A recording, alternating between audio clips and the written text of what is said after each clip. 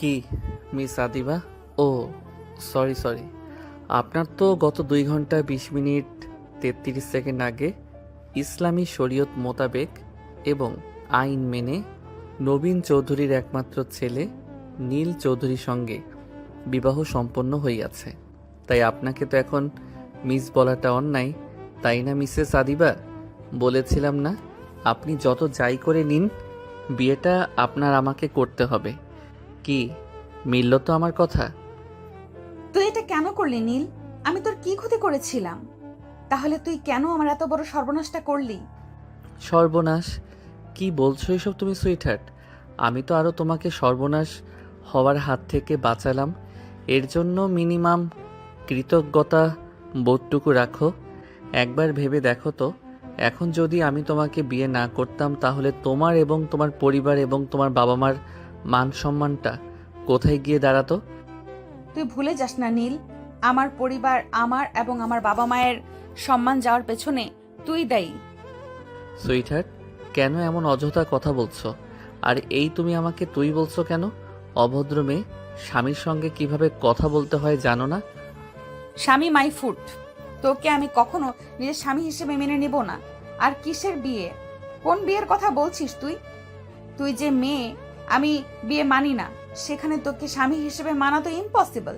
জেগে জেগে স্বপ্ন দেখতে থাকো চান্দু, তোমার এই স্বপ্ন কখনো সত্যি হবে না। আমি আদিবা কখনোই তোকে স্বামী হিসেবে মেনে নেব না। সুইটহার্ট, আমাকে তো তোমার স্বামী হিসেবে মেনে নিতে হবে না। আমি জানি তুমি আমাকে স্বামী হিসেবে কখনো মেনে নিবে না। তো কি হয়েছে? আমি তো তোমাকে নিজের স্ত্রী হিসেবে মেনে নিয়েছি।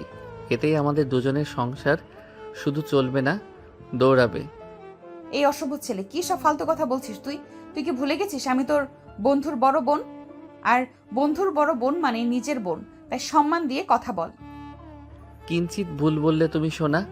তুমি আমার বন্ধুর বড় বোন ঠিক, কিন্তু আমার বড় বউ। জুতা চিনিস হারামজাদা ছেলে? জুতা দিয়ে পিটিয়ে তোকে সোজা করে দিব। তোকে ভালোই ভালোই বলছি, আমার সঙ্গে এসব ফালতু কথা বলা বন্ধ কর। আর এই ছেলে, তুই আমার ঘরে কি করছিস? বের হ বলছি, এক্ষুনি বের হ। তা না হলে ঝাড়ু দিয়ে পিটিয়ে তোকে বের করব।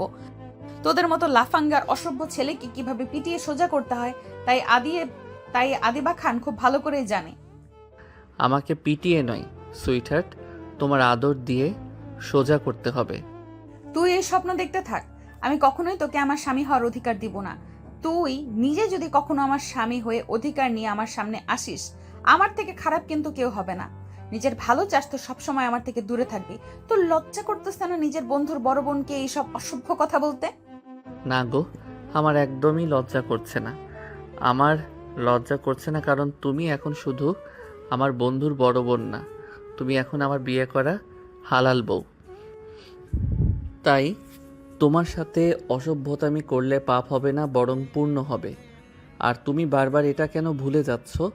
তোমার সাথে যদি অসভ্যতামি না করি তাহলে আমার বংশবৃদ্ধি হবে কি করে? আমার নেক্সট জেনারেশনের আসতে এমনি অনেক দেরি হয়ে গেছে। এখন যদি তোমার সাথে অসভ্যতামি না করি আর তাদের আসতে যদি আরও দেরি হয়ে যায়, তাহলে তারা তো পরে আমার দিকে আঙুল তুলবে। তারা তো বলবে, বাবা, সব দোষ তোমার। তুমি কেন সময় মতো আমাদেরকে পৃথিবীতে আনতে পারোনি? তোমার জন্য আমাদের স্কুলে ভর্তি হতে দেরি হয়ে গিয়েছে, আমরা পড়াশোনায় পিছিয়ে গিয়েছি। তখন আমি তাদের কি জবাব দিব? একবারও কি তা ভেবে দেখেছো? অসভ্য বর্বর ইতর ছেলে কোথাকার! তুই আমার সামনে থেকে সরে জানিল, না হলে আমার থেকে খারাপ কিন্তু কেউ হবে না। এমনি তুই আমার অনেক ক্ষতি করেছিস। দয়া করে আমাকে আর বিরক্ত করিস না। দেখ, যা হওয়ার তা হয়ে গেছে। এখন তা ফেরানোর কোনো রাস্তা নেই। তবে ভবিষ্যতে যা হবে তা আমাদের হাতে রয়েছে। এখন আমাদের দুজনকে কোনো একটা সিদ্ধান্ত নিতে হবে। এক্স্যাক্টলি, আমিও তো তোমাকে তখন থেকে এটাই বোঝানোর চেষ্টা করছি যে আমাদের তো বিয়েটা হয়ে গিয়েছে, এখন পিছু ফেরানোর আমাদের কোনো উপায় নেই। তো এটাই সব থেকে ভালো হয়, নাকি আমরা যদি সব কিছু মেনে নিয়ে নিজেদের মতো করে জীবনটাকে নতুন করে শুরু করি? দেখো আদিবা, আমি সত্যি তোমাকে অনেক ভালোবাসি। এতদিন ছোট ভাইয়ের বন্ধু পিচ্চি পিচ্চি বলে অনেক তুমি আমাকে নিজের থেকে আলাদা করে রেখেছ, কিন্তু আর না, আমি আর আমার ভালোবাসা থেকে বঞ্চিত হব না। তোমাকে আমার প্রাপ্য, আমার ভাগের ভালোবাসা আমাকে দিতে হবে। এই ছেলে এই, তুই নিজেকে বলছি সেটা নিজেই শুনছিস? আমি অনেক বেয়াদব দেখেছি, কিন্তু তোর মতো অসভ্য বেয়াদব কোথাও দেখি নাই। তুই তো জানিস আমি মেহেদিকে ভালোবাসি, তুই জানিস আমি মেহেদিকে ছাড়া বাঁচতে পারবো না। তাহলে কেন তুই এমনটা করলি? কেন তুই আমার এই সর্বনাশটা করলি? কেন তুই আমাকে মেহেদির থেকে আলাদা করে দিলি? কি অন্যায় ছিল আমার? কি ক্ষতি করেছিলাম আমি তোর? আর রইল বাকি ভালোবাসার কথা, তাহলে কান খুলে শুনে রাখ। আমি আগেও মেহেদিকেই ভালোবাসতাম, এখনো মেহেদিকেই ভালোবাসি এবং ভবিষ্যতেও মেহেদিকেই ভালোবাসবো। আমার জীবনে যত ভালোবাসা আছে সব মেহেদির জন্য। তাই আমার সঙ্গে এসব অসভ্যতা অভদ্রতা বন্ধ কর। নীল, তোকে তো আমি অনেক স্নেহ করতাম। তোকে আর আবিরকে আমি কখনো আলাদা করে দেখিনি। আমি কি কখনো তোকে এমন কোনো ইঙ্গিত করেছি যার জন্য তোর মনে আমার প্রতি এরকম কোনো চিন্তা ভাবনা ধারণ করতে পারিস? আদিবা, তুমি ভুলে যেও না, এখন কিন্তু আমি আর তোমার ছোট ভাইয়ের বন্ধু নীল নই। তুমি মানো আর না মানো, এখন তুমি আমার স্ত্রী এবং আমি তোমার স্বামী। তাই তুমি আমার সম্পর্কে এসব ধারণা রাখতে পারো না। আর তুমি আমাকে বেয়াদব বলছো? তুমি তো বেয়াদব নারীর মতো স্বামীর সামনে দাঁড়িয়ে পরপুরুষকে ভালোবাসার কথা বলছো। আমি ভালো আছি, আমাকে ভালো থাকতে দেওয়া। আদিবা, আমাকে খারাপ হতে বাধ্য করো না। আমি তোমাকে সাবধান করছি, এরপরে আর সুযোগ দিব না। আর কখনো যদি ভুল করেও তুমি আমার সামনে অন্য কোনো ছেলেকে ভালোবাসার কথা বলো, তাহলে আমার থেকে খারাপ কিন্তু আর কেউ হবে না।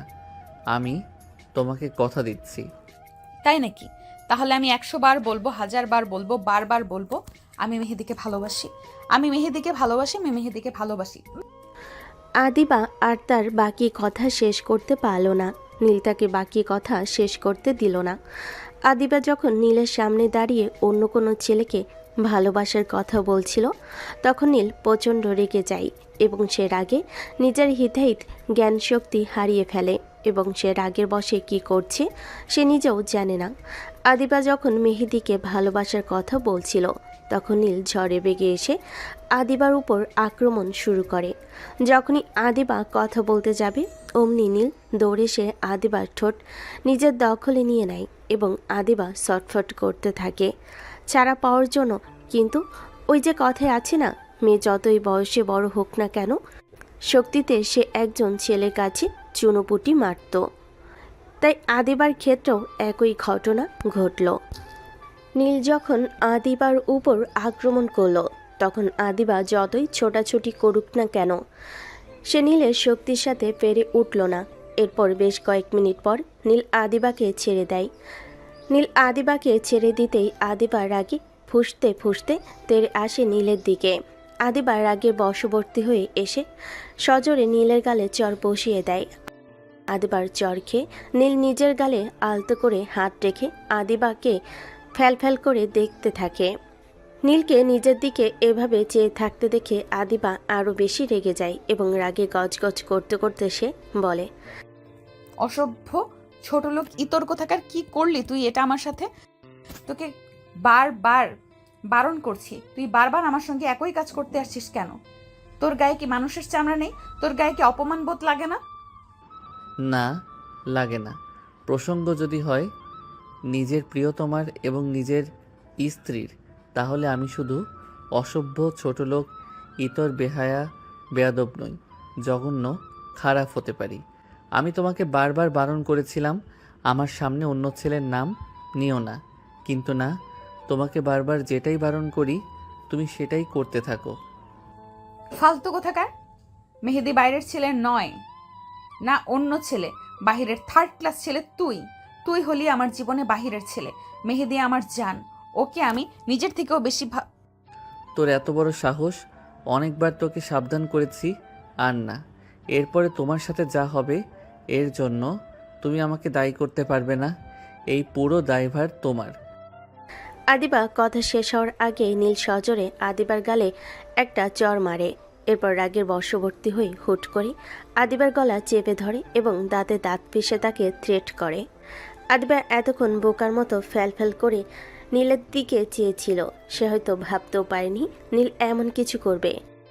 কারণ এখনো পর্যন্ত যতবার তার সঙ্গে নীলের কথা হয়েছে, নীল সবসময় তার সঙ্গে মজা করে হাসি খুশিভাবে কথা বলেছে, কখনো তার সামনে রুট ব্যবহার করেনি। হঠাৎ করে নীলের এমন ব্যবহার দেখে আদিবা নিজেও বেশ চমকে যায়। সে শুধু নীলের মুখের দিকে চেয়ে থাকে, কিন্তু কোনো কথার উত্তর দিতে পারে না।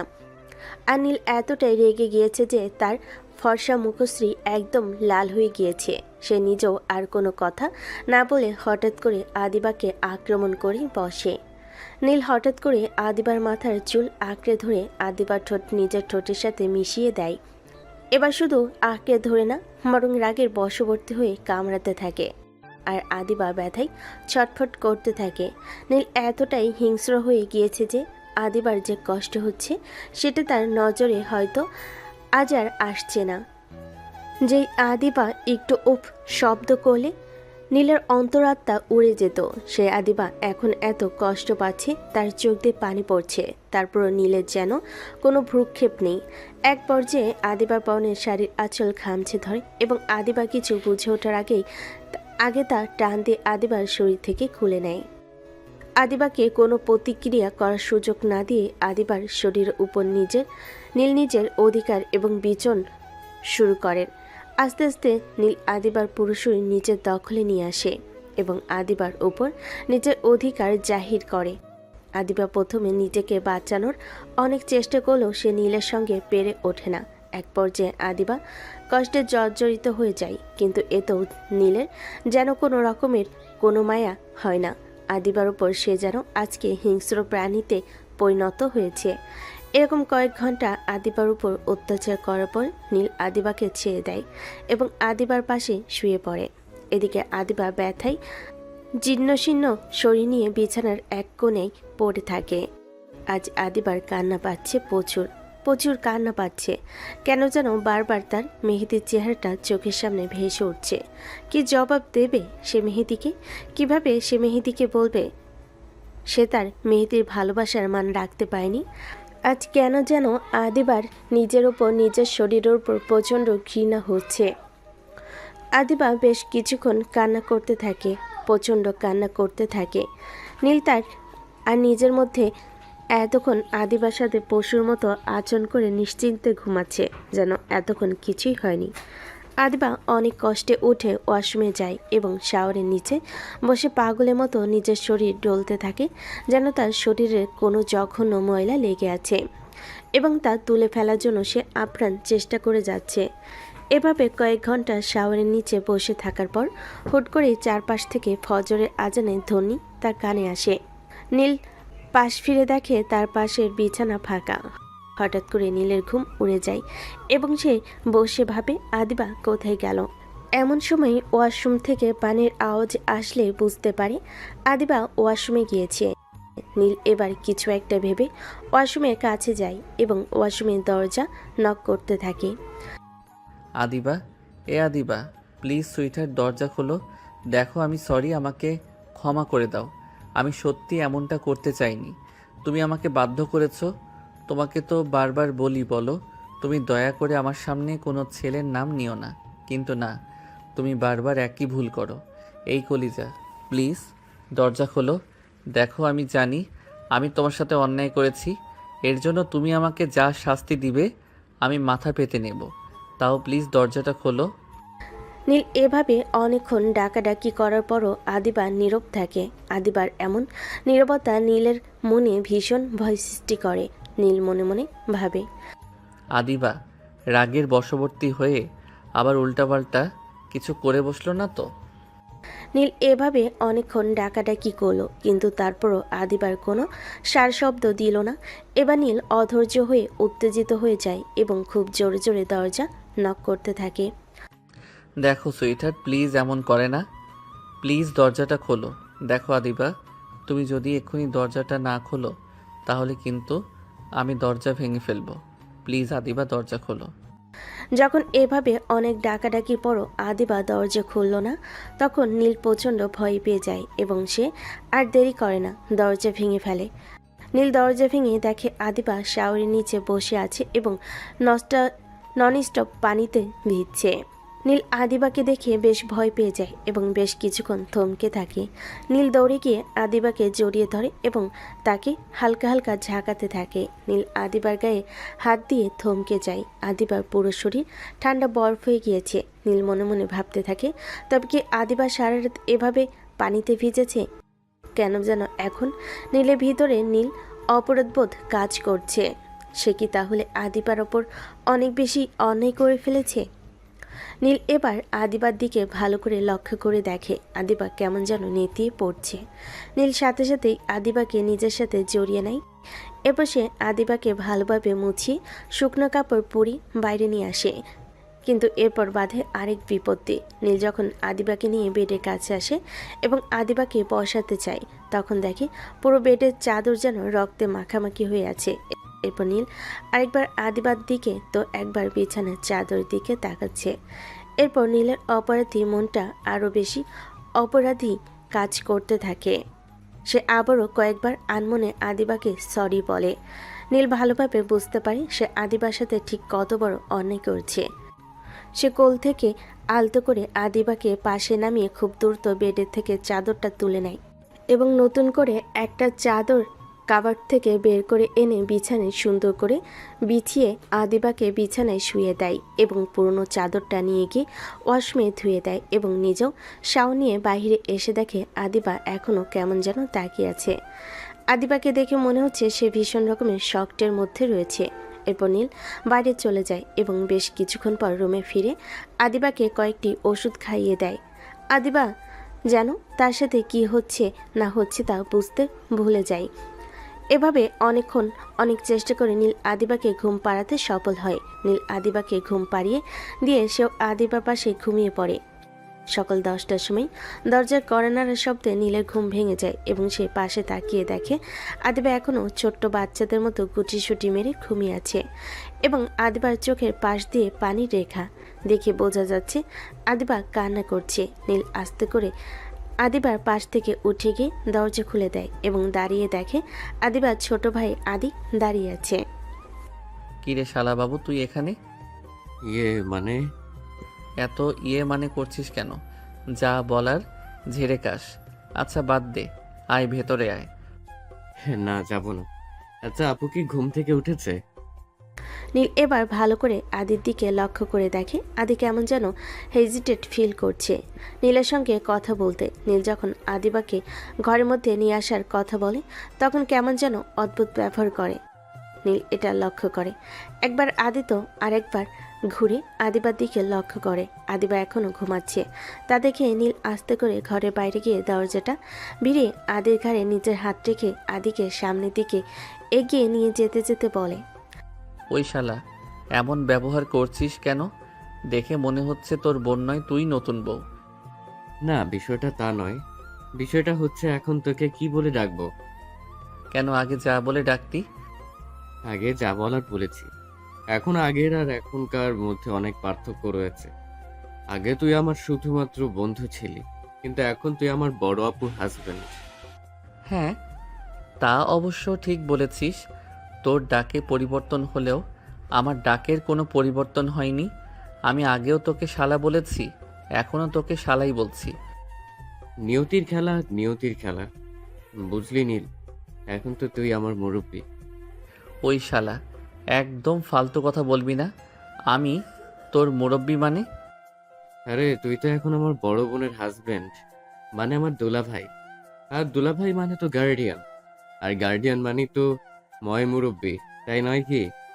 শালা বজ্জাত আদি, আর একবার যদি উল্টাপাল্টা কথা বলেছিস তো কানের উপর মেরে কান লাল করে দেব। সম্পর্ক যাই হোক না কেন, তুই আগেও যেমন আমার প্রাণপ্রিয় বন্ধু ছিলি, এখনও তুই আমার প্রাণপ্রিয় বন্ধু আছিস এবং ভবিষ্যতেও তুই আমার প্রাণপ্রিয় বন্ধুই থাকবি। আচ্ছা আচ্ছা, হয়েছে, অনেক হয়েছে। এবার আপুকে নিয়ে নিচে আয়। আম্মু আব্বু আর আঙ্কেল আন্টি তোদের জন্য নিচে অপেক্ষা করছে। ব্রেকফাস্ট করে তো আবার তোদেরকে তোদের বাড়িতে বেরোতে হবে। ওই শালা, ভাগিয়ে দিচ্ছিস নাকি? তো বোন বিয়ে দিয়েছি কি ঘরে বসিয়ে বসিয়ে খাওয়ানোর জন্য নাকি? ওরে শালা, তোর বোন এত খাদক নাকি? তাই বোনকে আমার ঘাড়ে ঝুলিয়ে দিলি। ঝুলিয়ে দিয়েছি নাকি? তুই ছিনিয়ে নিয়েছিস। শোন নীল, ঘটনা যাই হোক, সত্যি তুইও জানিস আমিও জানি কিভাবে কোন পরিস্থিতিতে এবং কেন তোর আর আপুর বিয়ে হয়েছে। শোন, আমি জানি তুই আমার আপুকে অনেক ভালোবাসিস এবং তুই আমার আপুকে অনেক ভালো রাখবি, এতে কোনো সন্দেহ নেই। তবে যদি কখনো কোনো কারণে কোনো পরিস্থিতিতে দেখি তুই আমার আপুকে বিন্দু পরিমাণ কষ্ট দিয়েছিস, তাহলে ওই দিন তোর বাড়িতে আমার আপু শেষ দিন হবে। কথাটা মাথায় রাখিস। আর হ্যাঁ, এটা কিন্তু আমার থ্রেট নয়, সতর্ক বার্তা। আমি তোদের সকলের মান রাখার চেষ্টা করব। এর জন্য যদি আমার নিজের জীবনও দিয়ে দেওয়া লাগে আমি তাও উৎসর্গ করব। ধন্যবাদ আদি, তোকে অসংখ্য ধন্যবাদ।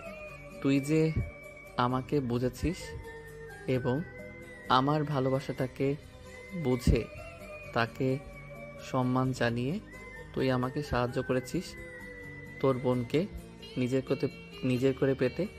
এর জন্য তোকে অসংখ্য ধন্যবাদ। আমি সারা জীবন তোর কাছে ঋণী থাকব এই জন্য যে তুই আমাকে বেঁচে থাকার সম্বল তুলে দিয়েছিস। আপুকে নিয়ে নিচে আয়। আদি নীলকে আর কিছু বলার সুযোগ না দিয়ে আদিবাকে নিচে নিয়ে আসার কথা বলে এবং চলে যায়। নীল কিছুক্ষণ আদির যাওয়ার দিকে তাকিয়ে থেকে সেও আদিবার কাছে ফিরে যায়। নীল ঘরে ফিরে এসে দেখে আদিবা এখনো ঘুমিয়ে আছে। তাই নীল আস্তে আস্তে আদিবার কাছে গিয়ে আদিবার মাথার কাছে বসে। আদিবার মাথাটা নিজের কোলের উপর নিয়ে হালকা করে বিলি কেটে দিতে থাকে। হঠাৎ কারোর এমন কোমল মায়াবী স্পর্শে আদিবার ঘুম হালকা হয়ে যায়। এরপর সে আস্তে আস্তে চোখ খুলতেই তার চোখের সামনে ঝাপসা দেখে। পরিস্থিতি বুঝতে আদিবার বেশ কয়েক মিনিট সময় লাগে। এরপর যখন তার মস্তিষ্ক সক্রিয় হয় এবং সে অনুধাবন করে গতকাল থেকে এখন পর্যন্ত তার সাথে ঠিক কি হয়েছে এবং সাথে সাথে উঠে বসে এবং নীল কিছু বুঝে ওঠার আগে তাকে সজোরে ধাক্কা মেরে নিচে ফেলে দেয়। আদিবার এমন হঠাৎ আক্রমণে নীল ভ্যাবাচাকা খেয়ে যায়। নীল প্রথম কিছু বুঝে উঠতে না পারলেও হঠাৎ মেঝেতে পড়ে তার কোমর এবং পায়ে বেশ খানিকটা আঘাত পায়। অসভ্য ছোট লোক জানোয়ার কোথাকার! তোকে তো আমি এতদিন শুধু বাচ্চা ভেবে ইগনোর করে গেছি, কিন্তু তোর মনে মনে যে এতটা শয়তানি, তুই যে এত বড় জানোয়ার, যদি আগে জানতাম তাহলে কখনোই তোকে আমি আমার আশেপাশে ঘেঁষতেও দিতাম না। তুই কি করে পারলি আমার এত বড় সর্বনাশ করতে পারলি?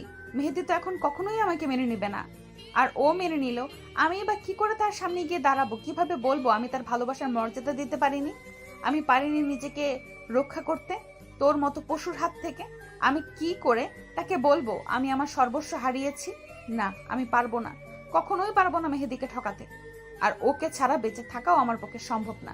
তুই কেন করলি আমার সঙ্গে এটা? আমি যে আর বেঁচে থাকতে পারবো না, যে মুখ আমি মেহেদিকে দেখাতে পারবো না, সেই জীবন রেখে আমার কোনো লাভ নেই। দেখো আদিবা, আমি জানি আমি ভুল করেছি। ভুল? তাই ভুল করেছিস, তুই অন্যায় করেছিস, জঘন্য অন্যায়। তোকে তো আমি কখনোই ক্ষমা করব না, এই জীবনে তো পারবোই না। দেখো তুমি শান্ত হও। আমি জানি আমার দ্বারা কাল একটা অন্যায় হয়ে গিয়েছে, কিন্তু এখন তো কিছু করার নেই। আর তাছাড়া একদিক দিয়ে দেখতে গেলে আমি কোনো অন্যায় করিনি, কারণ তুমি এখন শরীয়ত মোতাবেক আমার স্ত্রী, আইন মোতাবেক আমার স্ত্রী। তাই তোমার উপর আমার সম্পূর্ণ অধিকার আছে। আমি কোনো অন্যায় করিনি, বরং অন্যায় করেছো তুমি, এবং বারবার করছো। নিজের স্বামীর সামনে বারবার অন্য একটা ছেলেকে ভালোবাসার কথা বলছো, এটা কি অন্যায় নয়? স্বামী? কিসের স্বামী? কে মানে তোকে স্বামী? ভুলে যাস না, তুই শুধু কালকে আমার সঙ্গে একটা অন্যায় করিসনি, তুই গতকাল আমার পুরো জীবনটা বরবাদ করে দিয়েছিস। তুই পরিকল্পনা করে আমাকে বিয়ে করেছিস। আমি তোকে কখনো নিজের স্বামীর মর্যাদা দেব না। আর বাকি রইল অধিকারের কথা। অধিকার তো মানুষ তখন পায় যখন বিপরীত পাশের মানুষের প্রতি সম্মান থাকে। তুই কি আমার সম্মতি নিয়ে আমার সঙ্গে কিছু করেছিস? না তো, তুই আমার সম্মতির বিরুদ্ধে গিয়ে আমার সঙ্গে অন্যায় করেছিস। আর এটাকে কি বলে জানিস? এটাকে স্বামীর অধিকার না, এটাকে রেপ করা বলে। আর তুই আমাকে রেপ করেছিস, তুই আমার পাপী, আমার রেপিস্ট। তুমি এভাবে বলতে পারো না দিবা। দেখো, বিয়েটা কোনো ছেলে খেলা না যে তুমি আমি একবার খেললাম, খেলা শেষ, সব কিছু শেষ, তা না। বিয়েটা একটা পবিত্র বন্ধন। বিয়েটা যেভাবে হোক যে পরিস্থিতিতেই হোক আমাদের বিয়েটা হয়েছে, তাই আমাদের উচিত সব কিছু ভুলে আবার নতুন করে শুরু করা, নিজেদের জীবনটাকে নিজেদের মতো করে সুন্দর করে গুছিয়ে নেওয়া। হাসালি সংসার, জীবন গড়া, তাও আবার তোর মতো জানোয়ারের সঙ্গে, ইম্পসিবল। আমি কখনোই তোর সাথে সংসার করব না, আমি ডিভোর্স চাই। আমি কখনোই একজন রেপিস্টের সাথে নিজের জীবন গড়তে পারবো না। আমি মেহেদির সাথে জীবন শুরু করি বা না করি, তাও তোর মতো জানোয়ারের সঙ্গে নিজের জীবন নষ্ট করব না। আর আমি কখনোই তোকে ক্ষমা করব না। আদিবা প্লিজ একটাবার আমার কথা বোঝার চেষ্টা করো। আমি তো ভাইয়া আসবো? নিশা ডাকে আদিবা এবং নীল দুজনেই পিছন ফিরে দেখে আদিবার চাচাতো বোন নিশা নীল এবং আদিবাকে ডাকছে। নিশাকে দেখে দুজনে সংযত হয়ে যায়। তাদের মধ্যে তারা ঝামেলাটা নিশার সামনে আর ফুটিয়ে তুলতে চায় না। এরপর নিশা তাদের থেকে অনুমতি নিয়ে ওদের ঘরে প্রবেশ করে এবং তাদের দুজনকে উদ্দেশ্য করে বলে, সরি ভাইয়া, সরি আপু, আপনাদের ডিস্টার্ব করার জন্য। নাটক না করে কি বলবি বল। কোনো সমস্যা আপু? তুমি এমন করতেছো কেন? না নিশা, আসলে তোমার আপু একটু ডিস্টার্ব হয়ে আছেন তো, এই জন্য আর কি। ওনার কথা ধরো না। আচ্ছা বলো, তুমি কি বলছিলে যেন? আসলে ভাইয়া আপনাকে আর আপুকে সবাই নিচে ডাকছিল। আচ্ছা ঠিক আছে, তুমি যাও, আমরা আসছি। এরপর নিশা নীল আর আদিবার দিকে ভালো করে একবার লক্ষ্য করে নিচে চলে যায়। নিশা চলে যেতেই আদিবা নীলকে আর কোনো কথা বলার সুযোগ না দিয়ে নিচে চলে গেল এবং আদিবা চলে যেতে নীল তার পিছু পিছু নিচে গেল। আদিবা এবং নীল নিচে গিয়ে দেখে সকলে ডাইনিং টেবিলে তাদের জন্য বসে বসে অপেক্ষা করছে। নীল কোনো কথা না বলে চুপচাপ গিয়ে আদিবার বাবার পাশে একটা চেয়ার ফাঁকা ছিল, সেটা টেনে বসে পড়ল। নীল বসার পর আদিবা যখন টেবিলের কাছে গেল তখন গিয়ে দেখে টেবিলে মাত্র একটি চেয়ারই ফাঁকা আছে, তাও আবার সেটা নীলের পাশে।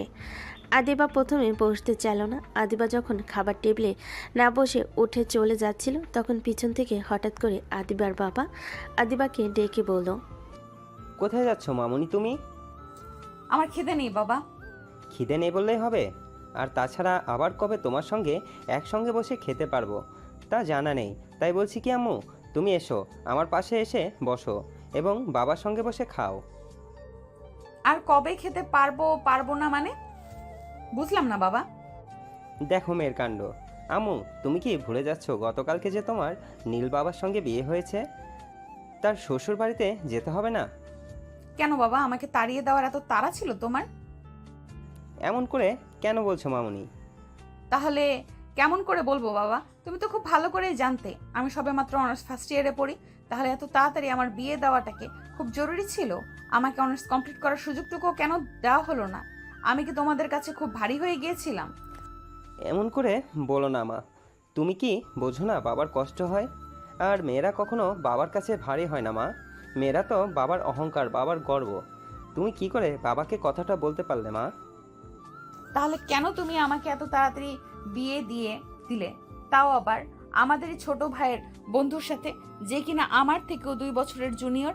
এখন আমি আমার বন্ধু বান্ধবদের কিভাবে বলবো আমি একজন আমার থেকে 2 বছরের জুনিয়র ছেলেকে বিয়ে করেছি?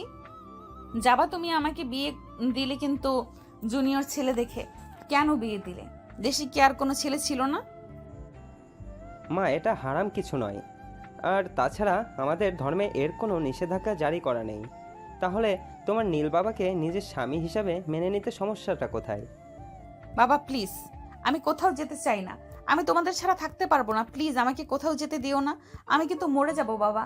বাবা, আমার তোমাদের ছাড়া থাকতে খুব কষ্ট হবে। প্লিজ বাবা, আমাকে যেতে দিও না। দেখো মেয়ের কাণ্ড, এভাবে বলতে হয় না মা। সব মেয়েদেরই একদিন না একদিন তার আপন ঘর, তার স্বামীর ঘরে চলে যেতে হয়। যুগের পর যুগ এটাই হয়ে আসছে। এটাই আমাদের মেয়েদের জীবনের সবথেকে বড় সত্য। কিন্তু মা, আমি তো এত তাড়াতাড়ি এত বড় সত্যের সম্মুখীন হতে চাইনি। তাহলে কেন তোমরা আমাকে এত তাড়াতাড়ি এত কঠিন একটা সত্যের সম্মুখীন করে দাঁড় করালে?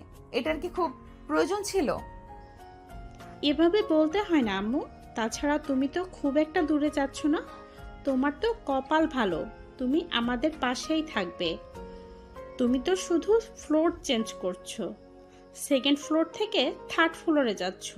কিন্তু অন্য মেয়েদের কথা চিন্তা করে দেখো তো, তারা তাদের বাবা মা, পরিবার, ভাই বোন, আত্মীয় স্বজন, বন্ধু বান্ধব সকলকে ছেড়ে মাইলের পর মাইল দূরে গিয়ে কিভাবে থাকে। মা আমার মন খারাপ করে না।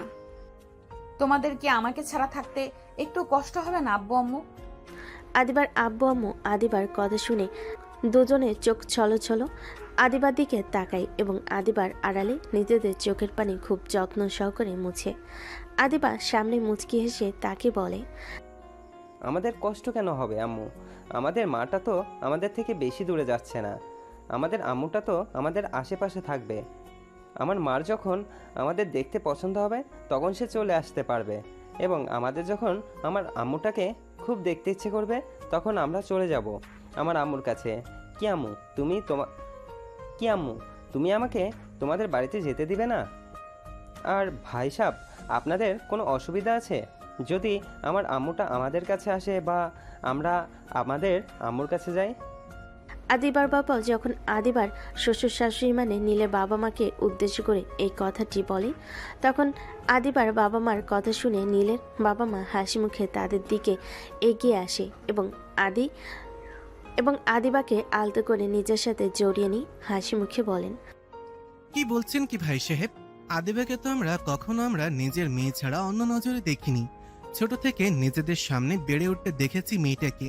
আমাদেরও খুব শখ ছিল আমাদের আদিবার মতন একজন হাসি খুশি, প্রাণোচ্ছল, সুন্দর, মিষ্টি একটা মেয়ে থাকবে। কিন্তু আল্লাহর ইচ্ছা ছিল অন্য কিছু। তাই আল্লাহ আমাদের ঘরে আদিবার মতন মেয়ে না দিয়েছে নীলের মতন একজন ছেলে। কিন্তু তারপরও মনের মাঝে একটা সুপ্ত বাসনা ছিল একটা মেয়ের। তাই যখনই আদিবার হাসি মুখ দেখতাম তখনই মনে হতো আমার যদি এমন একটা মিষ্টি মেয়ে থাকতো। আবার কয়েকবার মনে মনে এটাও ভেবেছি, আদিবার মতন করে কেন আদিবাকে যদি আমাদের বাড়িতে নেওয়া যেত। কিন্তু কিভাবে নিব? আদিবাকে যে পুত্রবধূ করার বাসনা মনে আসেনি তা কিন্তু নয়, এসেছে। কিন্তু সমাজ, পরিবেশ, পরিস্থিতির ভয়ে বা আপনারা যদি আপনাদের মেয়ের থেকে বয়সে ছোট ছেলের সঙ্গে নিজের মেয়ের বিয়ে দিতে না চান, এতে যদি আমাদের সম্পর্ক নষ্ট হয় বা আদি ভাই যদি আর কখনো আমাদের বাড়িতে না আসে, আমাদের সাথে দুষ্টুমি না করে, তাহলে আমাদের চলবে কিভাবে? এই ভয়ও অনেকবার মনের মধ্যে আশা বাসনাটাকে দাবিয়ে রেখেছি, কখনো মাথা চাড়া দিয়ে উঠতে দেইনি। কিন্তু ভাগ্যের কি খেলা দেখুন, যেটা চেয়েছি আল্লাহ আমার মনের বাসনা পূরণ করেছে। মামনি তাকে আমার মা বানিয়ে দিয়েছে। তাই আমার মা যখন যা চাইবে তাই করতে পারবে। সে যদি চায় এখানে থাকতে পারবে এবং তার যখন ইচ্ছা সে তার বাবা মায়ের কাছে এসে সময় কাটাতে পারবে। এতে আমাদের কোনো আপত্তি নেই। কি তাই তো নিজের মা? একদমই তাই। আসলে প্রথমে আমার মাথায় এটা আসলেও ও যখন নীলের সঙ্গে আদিবার বিয়ের কথা হয় তখন আর মনের মাঝে না প্রসঙ্গটা আসেনি। কেন জানি না বলতে ইচ্ছা করেনি। কেই বা এই মিষ্টি মেয়েটাকে হাতছাড়া করতে চাইবে। তাই আমি যখন ওই সুযোগ পেলাম তখন সুযোগটা লুফে নিলাম। আমরা তো আমাদের মেয়েটাকে সাদরে নিজের করে গ্রহণ করে নিলাম, কিন্তু আমাদের মেয়েকে আমাদেরকে নিজের করে নিতে পেরেছে? এটা তো জানার প্রশ্ন, তাই না? প্রশ্নটি করে নীলের মা আদিবার দিকে এগিয়ে আসে এবং আদিবার এক হাত নিজের মুঠোয় নিয়ে এবং মাথায় আলতো হাতে বলে। আদিবাকে নরম কণ্ঠে জিজ্ঞেস করে, আমো, আমাদেরকে নিজের করে গ্রহণ করেও ও নেওয়া যায় না? আমরা তো ছোটবেলা থেকে তোকে কখনো অন্য চোখে দেখিনি, নিজের মেয়েই মনে করেছি। তুই কি আমাদের নিজের বাবা মা মনে করতে পারিস না? তুই কি পারিস না নীলের মতো করে আরেকটা সন্তান হয়ে উঠতে? আমাদের এই চাওয়াটাকে কি খুব অন্যায় হয়ে যাবে? আদিবা নীলের বাবা মায়ের কথা শুনে কি বলবে ঠিক বুঝে উঠতে পারে না। সে ভিতর থেকে ভীষণ দুর্বল হয়ে পড়ে। সে মনে মনে ভাবে, এই মানুষগুলো ছোটবেলা থেকে আমাকে কত আদর স্নেহ করেছে, আমার বাবা মায়ের মতোই আমাকে ভালোবেসেছে। এনারা আমাকে কত ভালোবাসে, আমি কিভাবে একজনের শাস্তি আরেকজনকে দিব?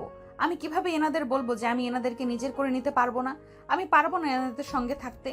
এনাদের সাথে তো আমার কোনো সমস্যা নেই, এনারা তো আমার কোনো ক্ষতি করেনি, বরং দিয়েছে বুক ভরা ভালোবাসা। তাহলে কিভাবে আমি তাদের আশাহত করি? হে আল্লাহ, তুমি আমাকে পথ দেখাও, আমি কি করব? কি রে, কি হলো? কথা বলছিস না কেন যে? কেন, কি সমস্যা? তবে কি তুই আমাদের গ্রহণ করতে পারবি না আমাদেরকে নিজেদের করে নিতে? আদিবা নীলের মায়ের কথা শুনে চলো চোখে নীলের মায়ের দিকে তাকাই এবং এক পলক নীলের দিকে তাকাই। তারপর নীলের মাকে জড়িয়ে ধরে কান্না করতে করতে বলে, আমি কেমন করে মায়ের আবদার ফেলে দিয়ে আমাকে বলবে আমিও তো তোমাদের অনেক ভালোবাসি আঙ্কেল আন্টি, কিন্তু আমার পড়াশোনা। এটা নিয়ে তোমার কোনো চিন্তা করতে হবে না মামনি। তোমার পড়াশোনা যেমন চলছিল ঠিক তেমনিই চলবে, এতে আমাদের কোনো অসুবিধা নেই। বরং আমরা নিজেরাও চাই তুমি নিজের পড়াশোনা চালিয়ে যাও। আর তাছাড়া তুমি আর নীল তো একই কলেজে যাওয়া আসা করো, তাহলে তোমরা দুজন একসঙ্গে যাতায়াত করতে পারবে, এতে তো আমাদের কোনো অসুবিধা নেই মা। অনেক চেষ্টা করার পরও আদিবা তার পরিবারকে বা নীলের পরিবারকে আদিবা নিজের পরিবারে থাকার জন্য রাজি করাতে পারেনি। সে বারবার এটাও বলেছিল যে তার পড়াশোনা শেষ হলে তারপর সে নীলদের বাড়িতে যাবে, কিন্তু কেউ কোনোভাবে রাজি হয়নি। এজন্য আদিবাকে বাধ্য হয়ে নীলদের বাড়িতে যেতে হয়েছে।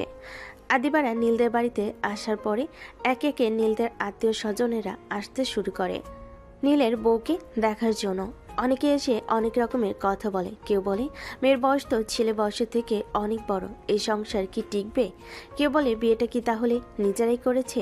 কেউ বলছে এই বুড়ি বেটি কি ছেলেটাকে ফাঁসাইয়া বিয়ে করছে? বিভিন্ন জনের বিভিন্ন কথাবার্তায় নীলের বাবা এবং মা যোগ্য জবাবের মাধ্যমে সকলের মুখ বন্ধ করে দিয়েছে। নীলের মায়ের কথা ছিল, ছেলে আমার, বৌমা আমার, আমাদের কোনো অসুবিধা হচ্ছে না, তো আপনাদের কিসের অসুবিধা? আমার ছেলের বউ বড় হোক, বুড়া হোক, চূড়া হোক, সব আমাদের, এতে আপনাদের কোনো আপত্তি নেই তো? এতে আমাদের তো কোনো আপত্তি নেই, তাহলে আপনাদের এত মাথা ব্যথা কিসের হচ্ছে? কিসের জন্য আমি এটাই তো বুঝতে পারছি না। শুনুন, আপনাদের ডাকা হয়েছে আমার ছেলে মেয়েকে দোয়া দেওয়ার জন্য। আপনাদের যদি এমন করে আমার ছেলে মেয়েদের কথা শোনানোর থাকে তাহলে প্লিজ এবার আপনারা আসতে পারেন। আপনাদের মতো আত্মীয় স্বজন আমার অন্তত দরকার নেই। অনেক অপমানিত বোধ হয়। চুপ হয়ে গেছে তো অনেকে চলে গিয়েছে। এতে অবশ্য আদিবার বাবা মা কারোরই কিছু যায় আসে না।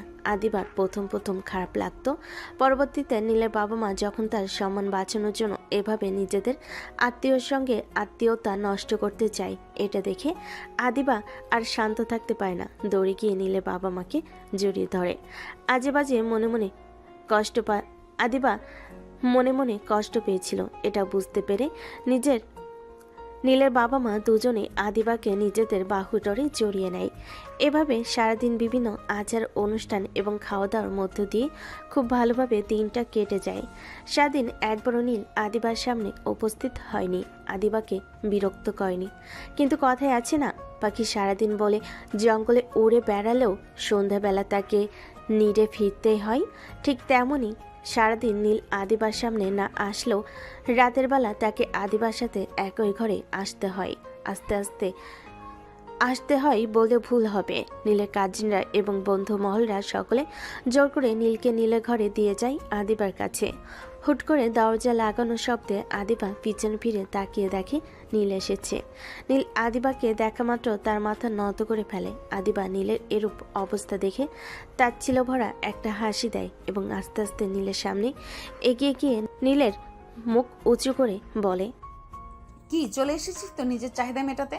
আসলে ভালোবাসা টালোবাসা কিছু না, তোর এতদিনের লালসা ছিল আমার শরীরের উপর, এই জন্য যখন সুযোগ পেয়েছিস তখনই ঝাঁপিয়ে পড়েছিস। তোরা ছেলে জাতটাই খারাপ, জেনে একটা অবলা মেয়েকে অসহায় পেয়ে গেছিস, অমনি ভোগ করতে শুরু করে দিয়েছিস। তাহলে আজকে এত ভালো সাজার নাটক করার কি আছে? যা করার তা করে ফেলেছিস, আবার তো এসেছিস আমার শরীরকে খুব ভালো লেগেছে, তাহলে আর দেরি করছিস কেন? যা করতে এসেছিস করে বেরিয়ে যা ঘর থেকে, তোর চেহারা আমার দেখতে ইচ্ছে করছে না। আদিবা, এবার কিন্তু তুমি খুব বেশি বেশি করছো। বেশি বেশি করছি? ও আচ্ছা, আমি বেশি বেশি করছি তাই না? তাহলে তুই গতকাল কি করেছিস ভুলে গেছিস সব? আরে ভুলে তো যাবি, এতদিনের লালসা মিটিয়ে নিয়েছিস, এখন আর মন থাকবে না তো। এভাবে না বলে যদি এতই রাগ থাকে তাহলে একবারে মেরে ফেললেই তো পারতে। এখনো তো তোর মতো এতটা জঘন্য খারাপ হতে পারেনি, এজন্যই হয়তো এখনো বেঁচে আছিস। তা না হলে গত রাত্রে তোকে খুন করে ফেলতাম। তবে অপেক্ষায় থাকবো তোমার হাতে খুন হওয়ার জন্য।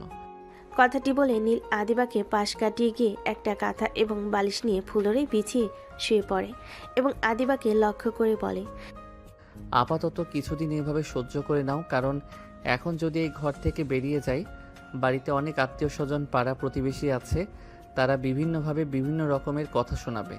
আর আমি চাই না আমাদের কথা বাইরের কেউ জানুক এবং তা নিয়ে তোমাকে, আমাকে বা আমাদের পরিবারকে কোনো কথা শোনাক। আশা করব তুমিও এতটুকু অ্যাডজাস্টমেন্ট করবে। আর পাড়া প্রতিবেশী বাড়ির লোকজন চলে গেলে তোমাকে তোমার প্রপার প্রাইভেসি দিয়ে দিব। রুম থেকে বেরিয়ে যাব আর আসবো না। যত সব থার্ড ক্লাস ড্রামা।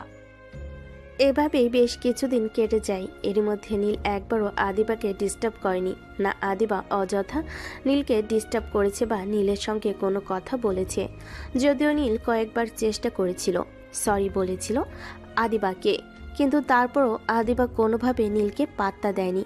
আজ আদিবা এবং নীলের বিয়ে হওয়ার 1 সপ্তাহ, তাই আদিবা সিদ্ধান্ত নিয়েছে আজকে থেকে সে কলেজে যাবে। এতে নীলের বাবা মা সম্মতি দিয়েছে এবং তারা বলেছে নীলকে তাকে নিয়ে আসতে। প্রথমত আদিবা নীলের সঙ্গে যেতে না চাইলেও পরবর্তীতে নীলের বাবা মায়ের জোড়াজোড়িতে আদিবা রাজি হয় নীলের সঙ্গে কলেজে যাতায়াত করতে। আদিবা যখন নীলের সঙ্গে কলেজে যেতে রাজি হয়, এতে নীল বেশ মনে মনে খুশি হয়। সে হয়তো এভাবে আস্তে আস্তে আদিবা নীলকে মেনে নেবে। তাই নীলের মনে নিজের অজান্তেই তাই নীল নিজের মনের আনন্দে নিচে যায়, পার্কিং থেকে গাড়ি বের করে, এদিকে ফোন দেয় কলেজে যাওয়ার জন্য। নীল এবং আদি এবার এইচএসসি ক্যান্ডিডেট। নীল তার বাইক বের করে এদিকে কল দেওয়ার পরে আদিও এসে গ্যারেজ থেকে গাড়ি বের করে। দুজনেই বাইক নিয়ে বিল্ডিংয়ের সামনে অপেক্ষা করতে থাকে আদিবার আসার জন্য।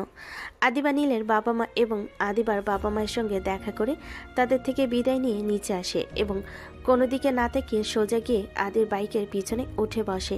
আদিবা যখন হুট করে এসে আদির বাইকে উঠে বসে, তখন নীলের হাস্যোজ্জ্বল চেহারাটা ঘন কালো মেঘে ঢেকে যায়। আদি বিষয়টা লক্ষ্য করে এবং সাথে সাথে সে আদিবাকে প্রশ্ন করে, কি রে আপু, তুই আমার বাইকে? কেন, আমি তো তোর বাইকেই যাই আগে থেকেই। কিন্তু আগে তো তোর বর ছিল না, এখন তো তোর বর হয়েছে, তাহলে তুই আমাকে কেন নিজে ড্রাইভার বানাচ্ছিস? Born my foot. ফালতু কথা না বলে গাড়ি স্টার্ট দে। আর যদি তোর আমাকে নিয়ে যেতে অসুবিধা হয় তাহলে বল, আমি একাই চলে যাচ্ছি। কিন্তু আপু। আচ্ছা আদি, বাদ দে, তাড়াতাড়ি চল।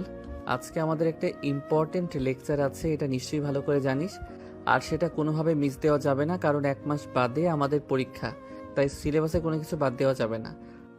আচ্ছা ঠিক আছে, চল। এই নীল ভাইয়া দাঁড়াও, আমাকে নিয়ে যাও। তোমাকে নিয়ে যাব মানে? কোথায় যাচ্ছ তুমি? উফ ভাইয়া, তুমি কি কানা নাকি? দেখো না কোথায় যাচ্ছি। ইউনিফর্ম তো পরে আছি স্কুলে, তাহলে কেন জিজ্ঞেস করছো কোথায় যাচ্ছি? তাড়াতাড়ি চলো তো, এমনি অনেক দেরি হয়ে গেছে। এই লেট লতিফা, তুই প্রতিদিনের মতো আজকেও দেরি করেছিস। তোর স্কুল কয়টায় আর তুই যাচ্ছিস কয়টায়? ফাজিল মেয়ে, সারাক্ষণ শুধু পড়ায় ফাঁকি দেওয়া। ভালো করে পড়াশোনাটা কর, বুঝলি? না হলে কাকা তোকে কোনো এক কাজে ছেলের সাথে বিয়ে দিয়ে দেবে, তখন লোকের বাসায় কাজ করে খাওয়া লাগে। এই শোন আদি ভাইয়া, বেশি কথা বলবি না। আমার কামের ছেলের সাথে বিয়ে হবে মানে? আমার বিয়ে তো হবে নীল ভাইয়ের মতো স্মার্ট হ্যান্ডসাম গুড লুকিং একটা ছেলের সঙ্গে।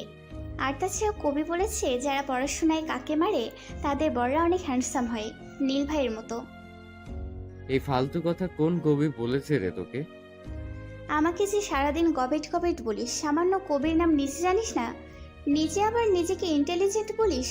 ছি, তোর এই ইন্টেলিজেন্টের কথাই আগুন, যে ইন্টেলিজেন্টের দ্বারা সামান্য একটা কবির নাম জানিস না। আচ্ছা, এই কবির নামটা তো আমিও জানি না। আরে ভাইয়া, হ্যান্ডসাম ছেলেরা কবিতা পড়ে না আমি জানি, তাই তোমাকে বলিনি, ওই বলদকে বলেছি।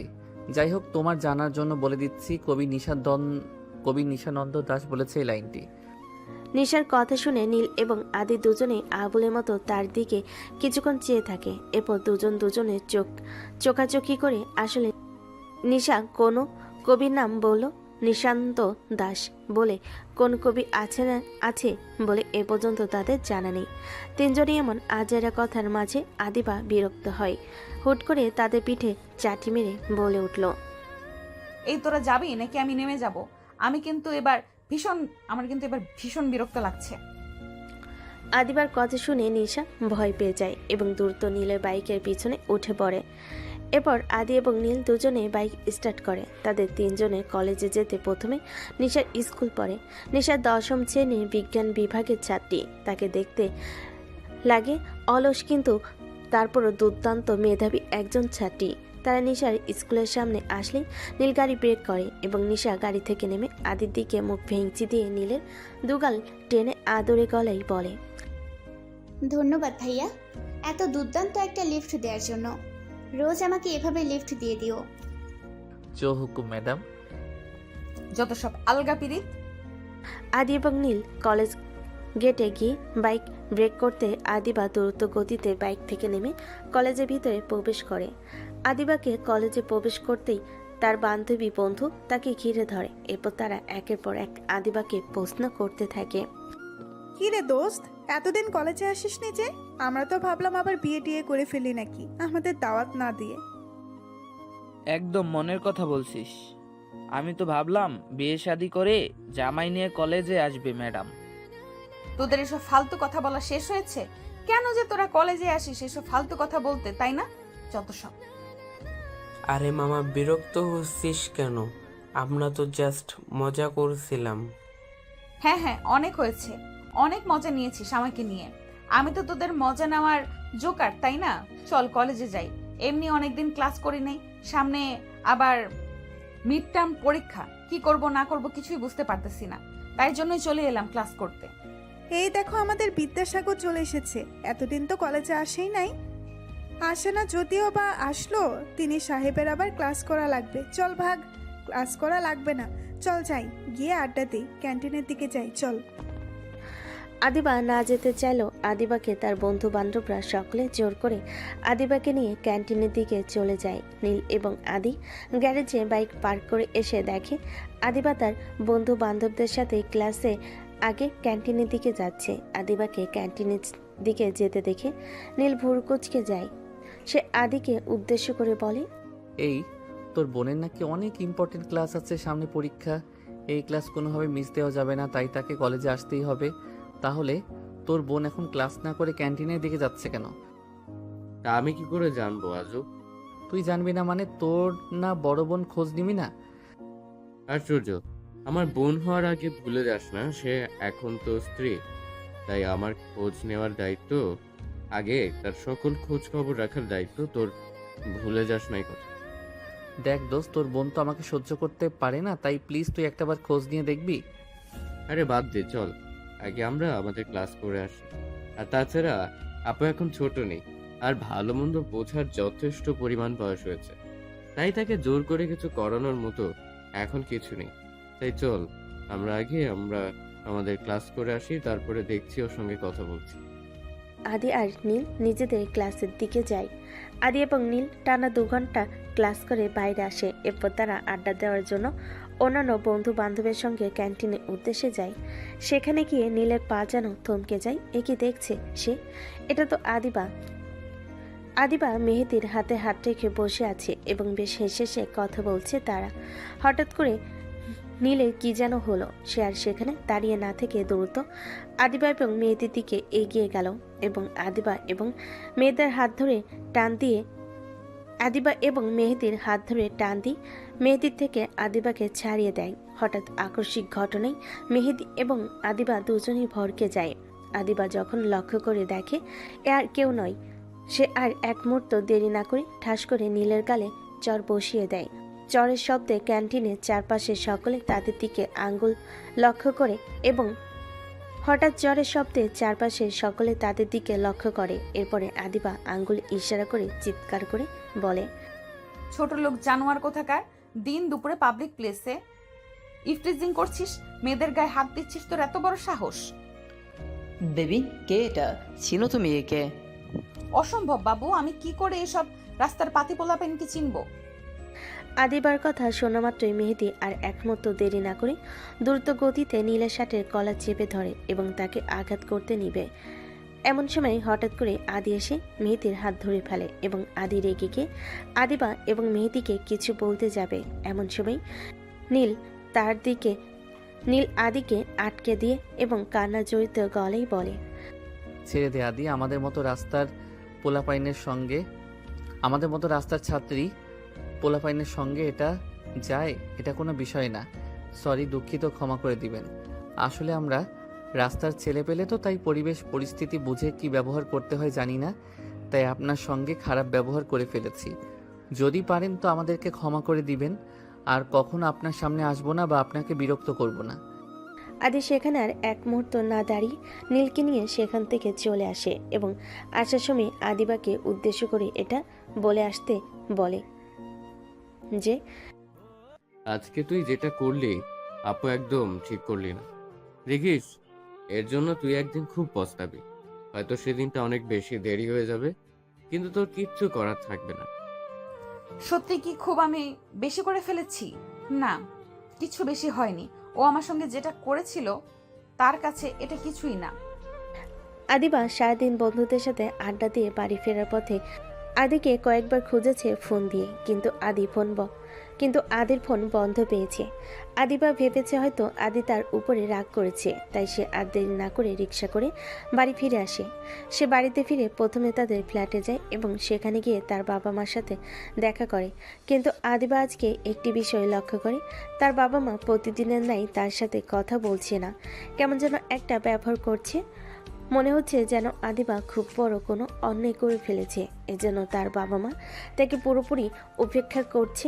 সে কোনো প্রশ্ন করলে তাকে কড়া গলায় উত্তর দিচ্ছে। আদিবা ভাবে হয়তো আদি বাড়িতে এসে কলেজে বিষয়টা বলে দিয়েছে, এজন্য তার বাবা মা তার উপর রাগ করে আছে। বিষয়টি বুঝতে পেরে আদিবার বেশি তার বাবা মাকে বিরক্ত না করে, কারণ সে জানে তার বাবা মা এখন তার উপর রেগে আছে, সেজন্য তারা এমন ব্যবহার করছে। আবার রাগটা যখন কমে যাবে তখন তারা আবার এমন ব্যবহার করবে না। তাই আদিবা এখানে না দাঁড়িয়ে নীলদের ফ্ল্যাটের উদ্দেশ্যে রওনা হয়। আদিবা নীলদের ফ্ল্যাটে আসার পর নীলের বাবা মাকে একদম স্বাভাবিক দেখে যেন কিছুই হয়নি। আদিবা আবারও মনে মনে ভাবে, তবে কি নীল বাড়িতে এসে কিছুই বলেনি, যেখানে তার নিজের বাবা মা তার সাথে ঠিকভাবে কথা বলছে না, এমন ব্যবহার করছে। আর যদি নীলের বাবা মার কানে আসে আদিবা তার ছেলের সঙ্গে কি করেছে, তাহলে তো তাদের আরও খারাপ ব্যবহার করার কথা, কিন্তু না, তারা তো একদম স্বাভাবিক আছে। আদিবা ভাবে তার মনে তার কিছুই জানে না, তাই আদিবা আর কিছু বলে না। তাদের সঙ্গে কৌশল বিনিময় করে আদিবা ঘরে যায়। আদিবা ঘরে গিয়ে পুরো ঘরটা ভালোভাবে পর্যবেক্ষণ করে। না, পুরো ঘর সকালে যেমন রেখে গিয়েছে তেমনই আছে, তার মানে নীল এখনও বাড়িতে আসেনি। এরপর আদিবা আর বেশি কিছু না ভেবে ফ্রেশ হয়ে চলে যায়। ফ্রেশ হয়ে এসে বেশ কিছুক্ষণ ঘরে নীলের জন্য অপেক্ষা করে। এভাবে সারাদিন চলে যাওয়ার পর যখন নীল বাড়িতে আসে না, তখন আদিবার কেন জানি অনেক খারাপ লাগতে থাকে। সেভাবে আজকে ঘটনাটা একদম ঠিক হয়নি, তাই নীলের সঙ্গে এমন ব্যবহার করা একদম উচিত হয়নি। সে মনে মনে ভাবে নীল আসলে নীলকে অন্তত একবার সরি বলা উচিত। এরপর আদিবা রাতে খাবার খেয়ে এসে আবার নীলের জন্য অপেক্ষা করতে থাকে। সে খাবার টেবিলে বসেও নীলের বাবা মাকে অনেকবার নীলের সম্পর্কে প্রশ্ন করতে চেয়েছে, কিন্তু তারা কি ভাববে এভাবে হয়তো বা তার মনের ইগো তাকে বাধা দিয়েছে, তাই সে কোনো প্রশ্ন করতে পারেনি। এরপর আদিবা অনেক রাত পর্যন্ত নীলের জন্য অপেক্ষা করে। তারপরও যখন নীল বাড়িতে ফেরে না, তখন হয়তো বা ভাবে নীল আদির সঙ্গে আছে, তাই সে আর কোনো দিক না ভেবে ফোন করে।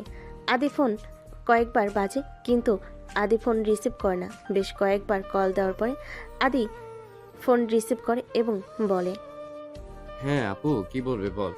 আমার ভীষণ ঘুম পাচ্ছে, আমি ঘুমাবো। নীলকে তাড়াতাড়ি বাড়িতে আসতে বল, ওর সাথে আমার কথা আছে। ওর সাথে তোর আবার কিসের কথা? আজকে এত কথা বলে পেট ভরেনি নাকি? আরো কিছু বাকি রেখেছি বলার জন্য। আদি, এবার কিন্তু তুই বেশি বেশি বলছিস। তাড়াতাড়ি নীলকে বাড়িতে পাঠাও, ওর সাথে আমার কথা আছে। আর হ্যাঁ, আমি নিশ্চয়ই আমাদের মধ্যেকার ব্যক্তিগত কথা তোকে বলতে আগ্রহী নই। হাসাইলি রে আপু, তোদের আবার ব্যক্তিগত কথা? তোদের মধ্যে ব্যক্তিগত বলে কিছু রেখেছিস তোরা? ও সরি, তোরা বলতে যাব কেন? তুই রেখেছিস কোন ব্যক্তিগত কিছু? যে পাবলিক প্লেসে নিজের স্বামী সন্তান করতে জানে না, তাদের নাকি আবার ব্যক্তিগত? যাই হোক, হ্যাঁ বাদ দে, আমার অনেক ঘুম পাচ্ছে, আমি ঘুমোবো। আর হ্যাঁ, নীলা আমার সঙ্গে নেই যে আমি ওকে পাঠিয়ে দেব। তোর সাথে নেই মানে? তাহলে সে কোথায়? তোর স্বামী কোথায় সেটা আমি কি করে বলবো? আদি প্লিজ, খেয়ালই করিস না, আবার এখন মজা করার মুড নেই। আশ্চর্য, তোর সাথেই মাঝরাতে আমি হেয়ালি করব? এত সময় আমার আছে? আচ্ছা আমি রাখছি, সকালে আবার পৌঁছে গেছে। হ্যাঁ, সেখানে যেতে হবে।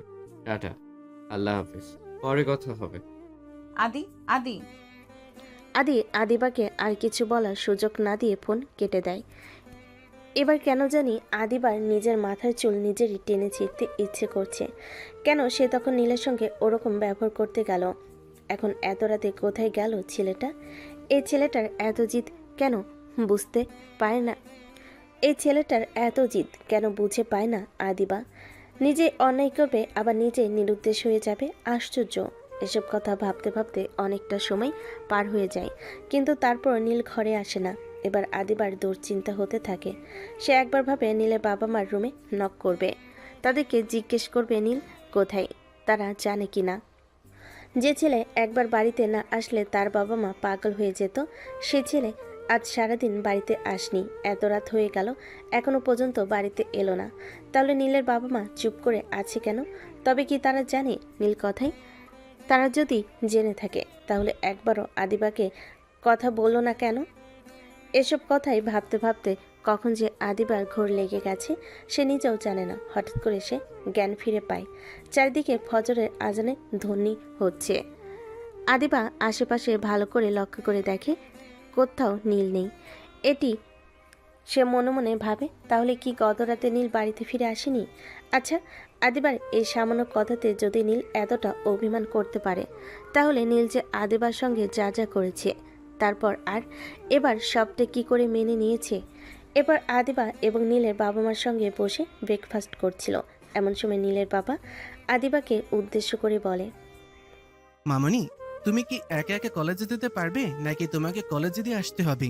না মানে ড্রাইভারকে বলে দিলে তার সঙ্গে যেতে পারবে নাকি আমি গিয়ে তোমাকে রেখে আসবো?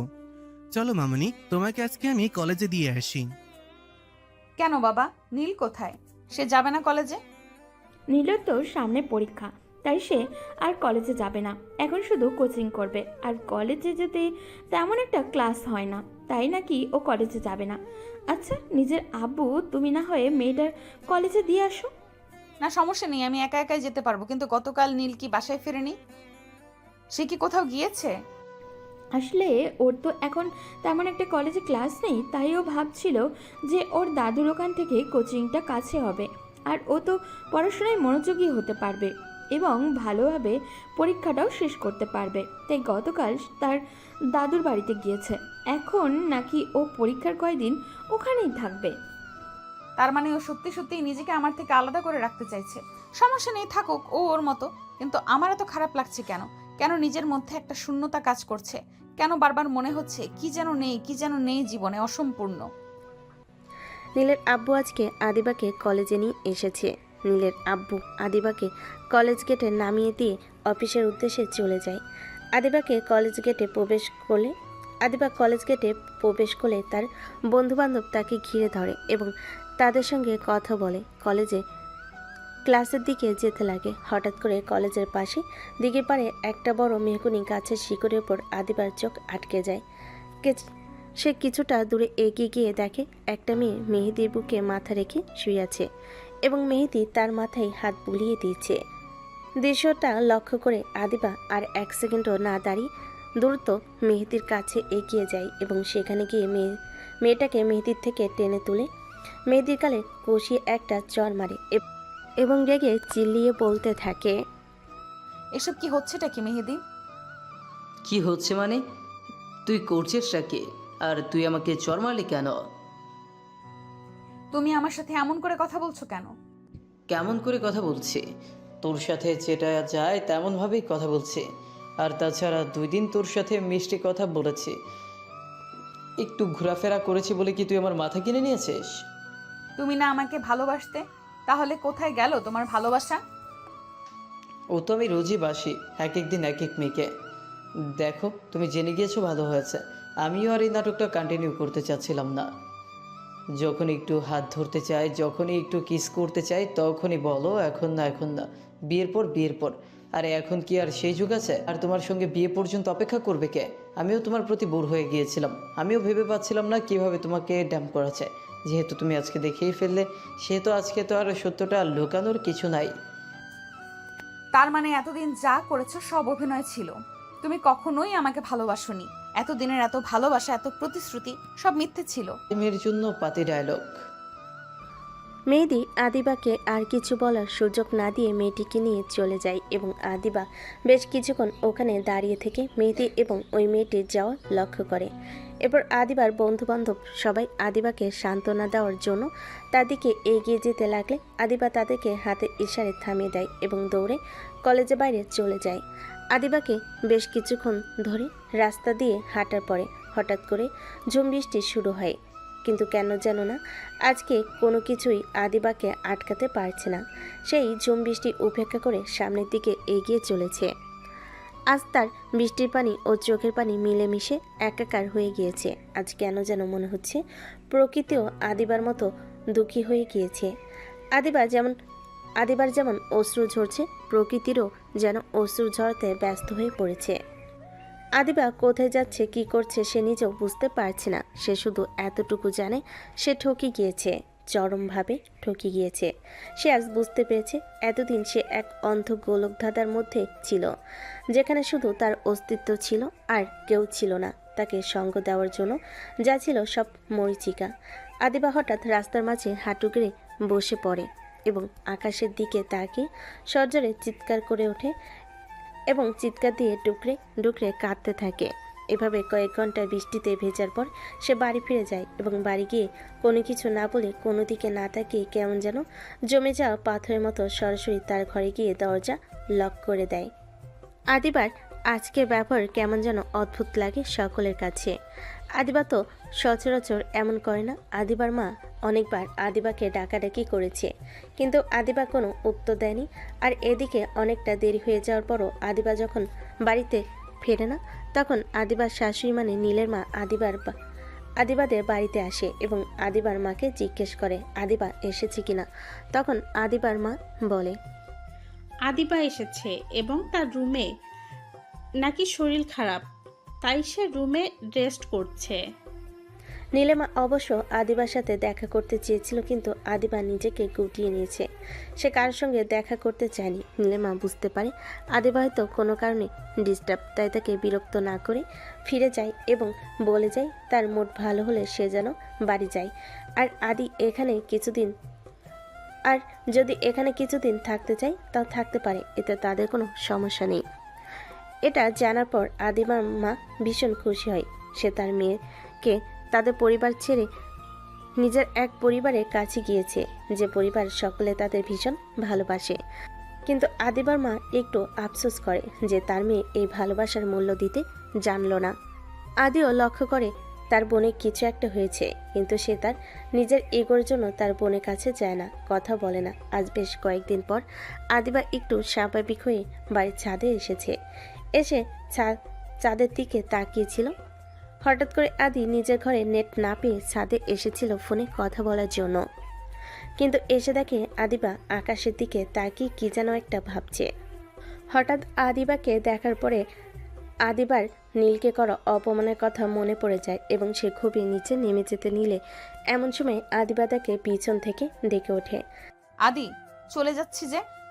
ও আচ্ছা, বোনকে পর করে দিয়েছিস তাই না? পর বললে কি আর পর করে দেওয়া যায়? তাহলে আর বোনের কথা মনে পড়ে না যে? না, তেমনটা না, আসলে কদিন পরীক্ষা চলছিল তো, তাই একটু ব্যস্ত ছিলাম। ও আচ্ছা, তোমাদের এইচএসসি পরীক্ষা শেষ হলো, তা এখনো কি ব্যস্ত আছিস? না তা না। আচ্ছা আপু, তোর কি হয়েছে বল? তোকে কেমন যেন অন্যরকম লাগছে। ভাই, একটু আমার পাশে এসে বসবি? আমার কেন জানি ভীষণ একা লাগছে। কি হয়েছে তোর বলতো? এখন তো তোর আরো বেশি ভালো থাকার কথা, কারণ তোর জীবনের সব থেকে বড় কাটাও তো এখন তোর জীবন থেকে সরে দাঁড়িয়ে। এখন তো টেম্পোরারি তোর জীবন থেকে সরে গেছে, হয়তোবা খুব শীঘ্রই পার্মানেন্টলি তোর জীবন থেকে হারিয়ে যাবে। মানে কি বলছিস কি তুই?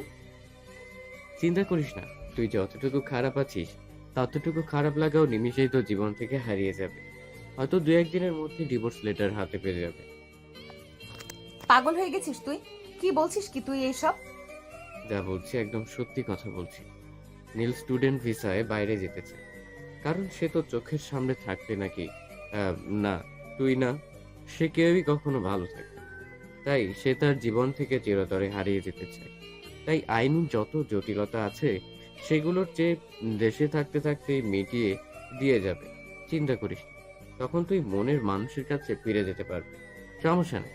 আর হ্যাঁ, নীল হয়তোবা কালকে একবার আসবে তার বাবা মায়ের সঙ্গে দেখা করতে, এবং আগামী পরশু দিন সে ঢাকা চলে যাবে IELTS করার জন্য। অসম্ভব। এখানে অসম্ভবের তো কিছু নেই। তুই যা করেছিস, তারপর ওর জায়গায় যে কেউ থাকলে একই ডিসিশন নিত। আমি তোকে আগেই বলেছিলাম আপু, তুই সেদিন যা করেছিস তার জন্য তোকে পস্তাতে হবে, মারাত্মকভাবে পস্তাতে হবে। এবং সেটা হয়েছেও, কিন্তু অনেকটা দেরি হয়ে গিয়েছে। তুই শুধু নিজের বন্ধুর দিকেই দেখেছিস, কই আমার দিকে তো কখনোই ভেবে দেখিসনি। তুই কি জানিস তোর বন্ধু আমার সাথে কি করেছে? জানি, সব জানি। তুই যেটা ভাবছিস তোর ক্ষতির জন্য করেছে, কিন্তু না, তোকে বাঁচানোর জন্য সে বাধ্য হয়ে এগুলো করেছে। কারণ ও যদি তখন তোকে বোঝাতে চাইতো, তুই কখনোই বুঝবি না, বরং তোকে ভুল বুঝলি। তাই ওকে বাধ্য হয়ে এমনটা করতে হয়েছে। মানে কি বলতে চাইছিস তুই পরিষ্কার করে বল। আমি আর আদি একদিন বাইক রেস করছিলাম। এমন সময় দুজনেই ক্লান্ত হয়ে ফাঁকা একটি মাঠে পাশে দাঁড়িয়ে গল্প করছিলাম। এমন সময় আমাদের কানে কিছু কথা আসে। কি কথা? মেহেদি আমাদেরকে লক্ষ্য করেনি। সে তার বন্ধুদের সাথে বলা বলি করছিল যে মেহেদি প্রথমে তোকে ভুলিয়ে ভালিয়ে তোর সঙ্গে রুম ডেট করবে, পরবর্তীতে সেটার ভিডিও করে তোকে ব্ল্যাকমেইল করে তার বন্ধুদের সঙ্গেও তোকে মিশতে বাধ্য করবে। আর অনেক মেয়ের সঙ্গে তারা এমন স্কিন করে এসেছে। এটা শোনার পরে নীলের রক্ত গরম হয়ে যায় এবং সে গিয়ে ওদের সঙ্গে ঝামেলা করে এবং মেহেদিকে প্রচুর মারে। অবশ্য সেও মার খেয়েছিল, কারণ হিরো হতে গেলে পারে তো হিরো হওয়া যায়, তাই না? তাই কিন্তু তারপরও সে দূরে যায়। ওর উত্তেজনা দেখে আমি নিজেই ভুলে গিয়েছিলাম যে আমার বোনকে নিয়ে বাজে কথা বলা হচ্ছিল। যেখানে কাজটা আমার করার কথা ছিল, সেখানে সে কাজটা ও নিজে করছিল। এটা দেখার পরে আমার তখন সন্দেহ জাগে, কিন্তু তারপরে আবার মনের মধ্যে কোথাও একটা থাকে যে হয়তোবা সে তোকে নিজের বোন বলে রেসপেক্ট করে। যেহেতু তুই আমার বড় বোন, সেহেতু সম্মানটা থাকা স্বাভাবিক। কিন্তু এতটা ডেসপারেট কেউ বন্ধু বলে জন্য হতে পারে, এটা আবার হজম হয়। তাই আমি ওকে কোনো মতে সেখান থেকে ছাড়িয়ে এনে যখন তাকে প্রেসারাইজ করি, তখন সে স্বীকার করে যে সে অনেক আগে থেকেই তোকে ভালোবাসে, এবং শুধু ভালোবাসে না, মারাত্মক লেভেলের ভালোবাসে, যে তোকে ছাড়া সে নাকি মরে যাবে। সেদিন সে আমার হাতে পায়ে ধরে অনেক কান্নাকাটি করে, বাচ্চাদের মতো প্রচুর কান্নাকাটি করে। বাচ্চারা যেমন একটি খেলনা পাওয়ার জন্য তার বাবা মায়ের কাছে বায়না করে, এবং ততক্ষণ পর্যন্ত সে বায়না করেই থাকে যতক্ষণ পর্যন্ত তার বাবা মা তাকে সে খেলনাটা দিতে। ঠিক সেইভাবে ওই পাগলটা সেদিন ততক্ষণ পর্যন্ত আমার হাতে পায়ে ধরে কান্না করেছিল, যতক্ষণ পর্যন্ত না আমি স্বীকার করি যে আমি তোর সঙ্গে ওর বিয়ে দিতে প্রস্তুত। কিন্তু আমি বললেই তো আর হবে না, তোকেও তো রাজি হতে হবে। কিন্তু এই কথাটা কিভাবে বোঝাতে আমি পাগলটাকে বল যে পাগলটা ছোট থেকে তিলে তিলে তোর প্রতি ভালোবাসা ঘুরতে ঘুরতে পুরো সমুদ্রে পরিণত হয়েছিল। এরপর সে তোকে অনেকভাবে বোঝানোর চেষ্টা করে, কিন্তু তুই ওকে বারবার ভুল বুঝিস। এটা ভাবিস যে সে হয়তো তোর আর জানোয়ারটার মধ্যে ফাটল ধরানোর চেষ্টা করছে। এভাবে একদিন সিঁড়ির কাছে যখন সে তোকে বিষয়টা নিয়ে বোঝাচ্ছিল, তখন তোদের তর্কাতর্কিতে এক পর্যায়ে সে তোর অনেকটা কাছে চলে আসে, এবং সবাই আঙ্কেল আর বাবা কথা বলতে বলতে ফ্ল্যাটের দিকে আসছিল। তখন তোদেরকে এমন অবস্থায় দেখে তাদের মনে প্রশ্ন জাগে। নীল যখন বুঝতে পারে যে তোকে ভালোভাবে বুঝিয়ে কোনো কাজ হবে না, তাই সে বাঁকা পন্থা অবলম্বন করে। সে বাবা এবং আঙ্কেলকে দেখে তোর আরো অনেকটা কাছে চলে যায়, এবং এমনভাবে পুরো দৃশ্যটা তাদের সাথে ফুটিয়ে তোলে যেন তোরা দুজনে দুজনের অনেক কাছাকাছি এবং তোদের মধ্যে কিছু একটা চলছে।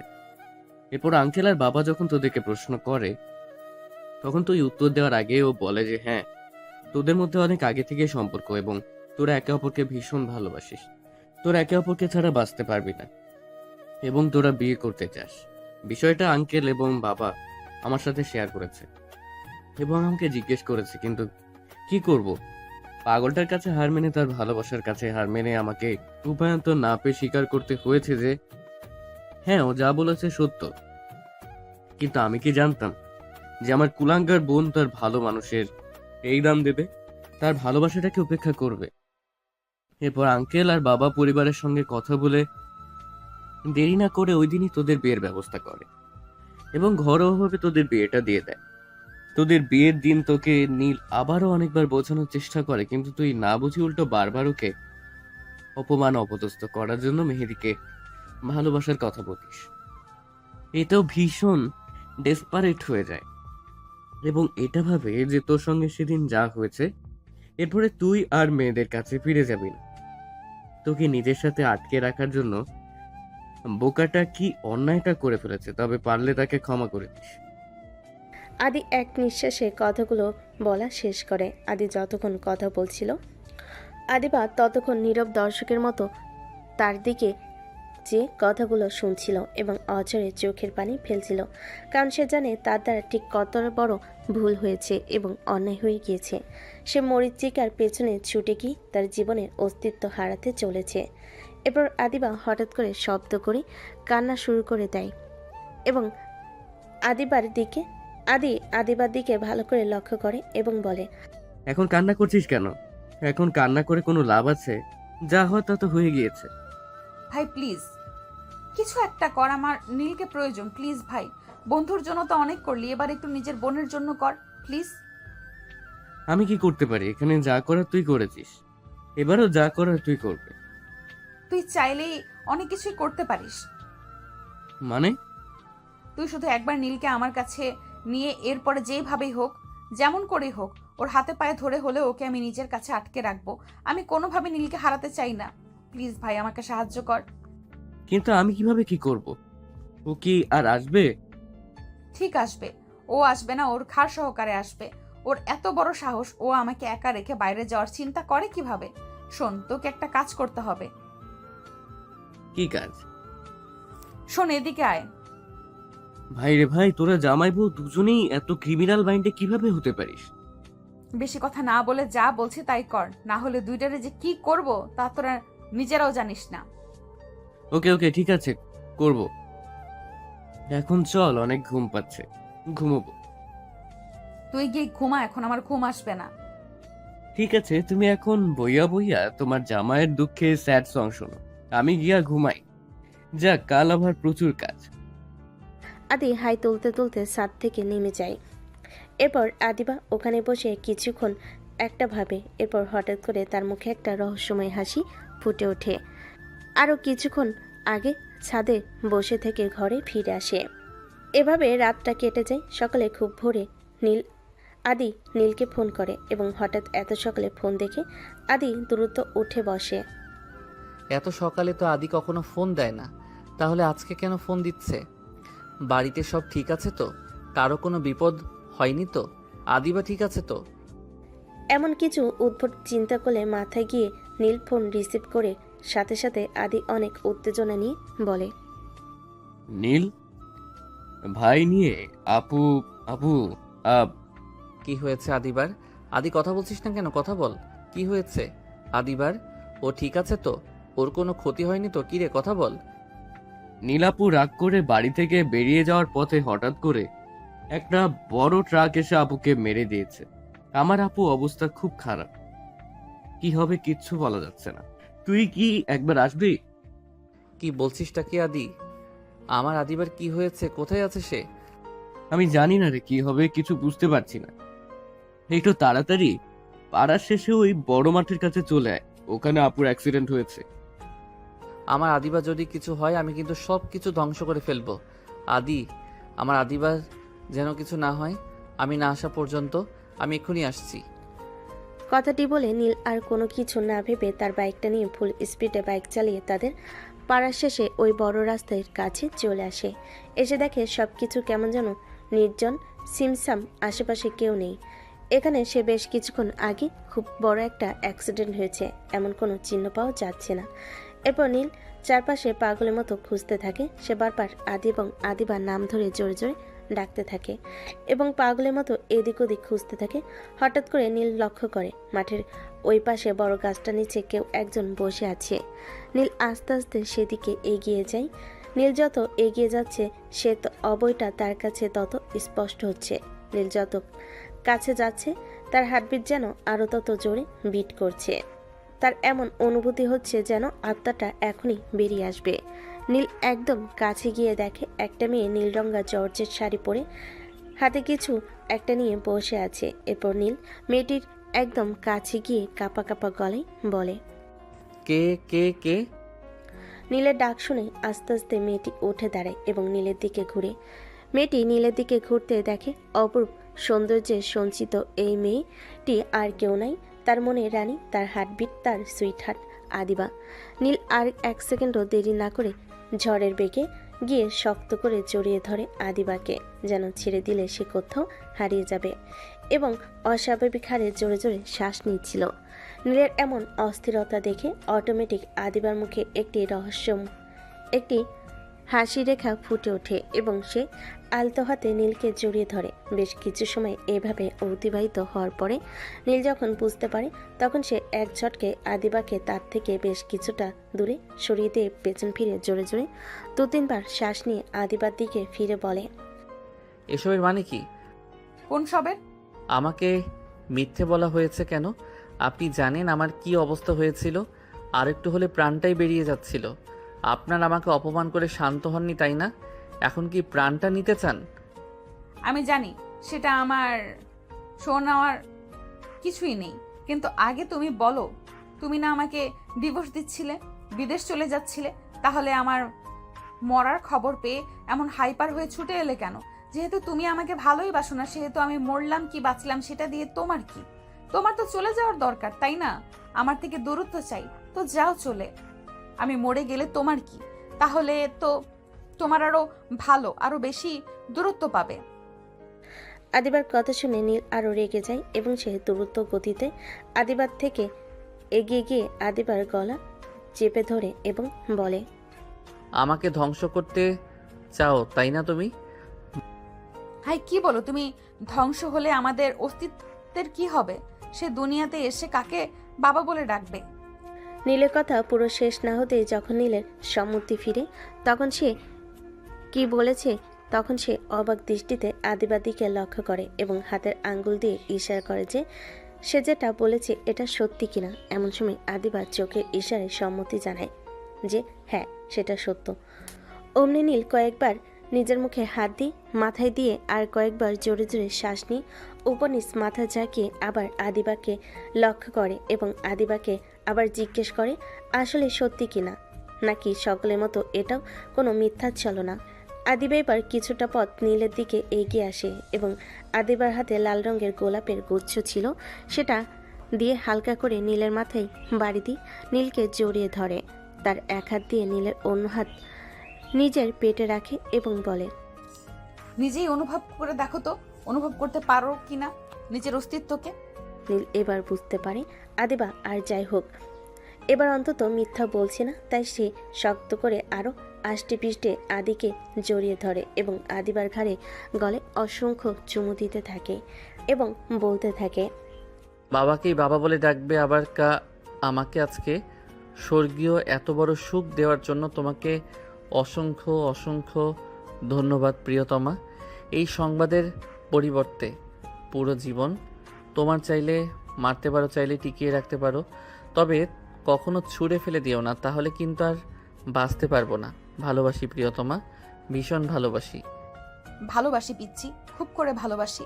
আচ্ছা নীল, আমি না একটা কথা ভাবছি। কি ভাবছো বলো? এক বাচ্চাকে এখন পর্যন্ত মানুষ করতে পারলাম না, আরেক বাচ্চার আগমনের ঘন্টা বেজে গেছে। ভেবে দেখেছো এবার আমার 12টা কিভাবে বাজবে? হঠাৎ করে নীলের বুক থেকে মুখ তুলে আদিবা বাচ্চাদের মতো ইনোসেন্ট ফেস করে। যখন নীলকে এ কথাটা বলে তখন নীল ভুরু কুচকে দিয়ে কথাটার মানে বোঝার চেষ্টা করে। যখন সে বুঝতে পারে আদিবা তাকে মিন করে কথাটা বলেছে, তখন সে আদিবাকে ছেড়ে দিয়ে বলে, তবে রে ফাজিল মেয়ে, আমাকে পিচ্ছি বলা তোমার একদিন কি আমার একদিন। লেও ঠেলা, এজন্যই তো বলেছিলাম এত পিচ্ছি জ্বালা সামলাবো কিভাবে। আদিবা দৌড়াতে থাকে এবং নীল আদিবাকে দৌড়াতে থাকে এবং তাকে ধরার চেষ্টা করে। দুজনেই হাসি খুশিতে মেতে ওঠে।